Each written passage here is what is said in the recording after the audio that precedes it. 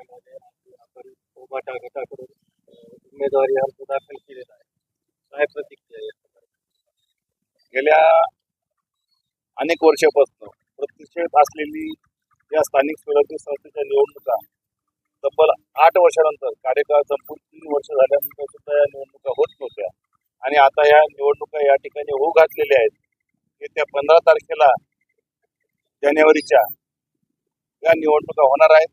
या निवडणुकीमध्ये मी स्वतः उभाटा गट शिवसेना उभाटा या पक्षाकडनं प्रभाग क्रमांक 5 मधून निवडणूक लढवत आहे. निश्चितच आपण पाहिलं असेल की गेल्या अनेक वर्षापासून परभणी शहराची जी दुरावस्था झालेली आहे, महापालिकेचं नियोजन संपूर्णपणे कोलमडलेलं आहे आणि 20 वर्षापासून मागच्या आपण पाहतो की एकाच व्यक्तीची सत्ता या ठिकाणी या महापालिकेमध्ये आहे आणि सगळे अनागोंदी कारभार या महापालिकेच्या माध्यमातून आपल्या वाट्याला या ठिकाणी आलेला आहे. शहर अगदी भकास करून ठेवलेलं आहे. शहरात कुठल्याही प्रकारचं रस्त्याचं असेल, पाण्याचं असेल, कचऱ्याचं असेल, कुठलंही नियोजन या ठिकाणी नाही. अनेक वर्ष धुळीचं साम्राज्य या शहरामध्ये या ठिकाणी आपल्या सगळ्याच्या वाट्याला आलेलं आहे. अनेकांना हजार या ठिकाणी फुफसाचे जोडलेले आहेत त्या धुळीमुळे. त्याचबरोबर तुम्ही पाहिला असेल की आजचा कुठं निवडणूक या तोंडावर एक 4 रस्त्याचं काम या ठिकाणी फक्त होत आहे, परंतु जे मागे जे विकास कामं आहेत ती विकास कामं जर आपण पाहिलं तर गेल्या अनेक वर्षामध्ये एक मोठा बॅकलॉग या ठिकाणी विकास कामाचा निर्माण झालेला आहे.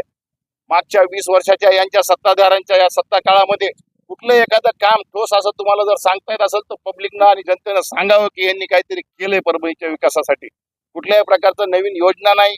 जी वास्तू जे काही आपल्या मालमत्ता होत्या महानगरपालिकेच्या ज्यातनं उत्पन्न मिळायचं त्या मालमत्ता उदाहरण दाखल आपल्याला या माझ्या प्रभागामधलं 5 मधलं जर आपण पाहिलं तर आपलं सुपर मार्केटची जर वास्तू आपण पाहिली तर गेल्या अनेक वर्षापासून त्या वास्तूमध्ये आता फक्त 3 ते 4 दुकानं त्या ठिकाणी कार्यरत आहे. एवढी मोठी वास्तू आहे ज्या ठिकाणी या महापालिकेला किमान 10 लाख रुपये महिन्याचं उत्पन्न या ठिकाणी या वास्तूच्या माध्यमातून मिळू शकतं. अशा अनेक वास्तू शहरामध्ये आहेत महापालिकेच्या, ज्याची अवस्था आता अतिशय मोडकळी झालेली आहे त्या वास्तू आणि त्यातनं जे उत्पन्न मिळायला पाहिजे ते उत्पन्न सुद्धा या ठिकाणी आता या महापालिकेला मिळत नाही.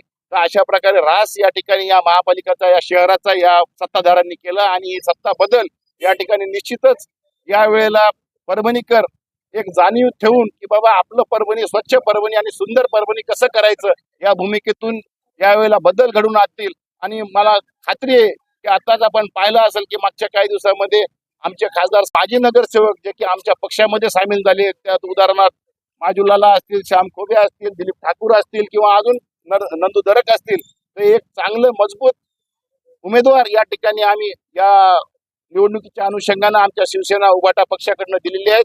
आणि येत्या काळामध्ये काही प्रभागामध्ये आमच्या महाविकास आघाडीचे जे घटक आहेत त्यांच्यासोबत सुद्धा आमची या ठिकाणी युती आहे आणि निश्चितच भविष्यामध्ये येणारी महापालिका आमच्या महाविकास आघाडी आणि शिवसेना उभाटा गटाच्या या ठिकाणी महापौर झाल्याशिवाय राहणार नाही ही मला खात्री आहे. आणि निश्चितच असा बदल हे परभणीकर या निमित्तानं करतील याची मला खात्री आहे. धन्यवाद.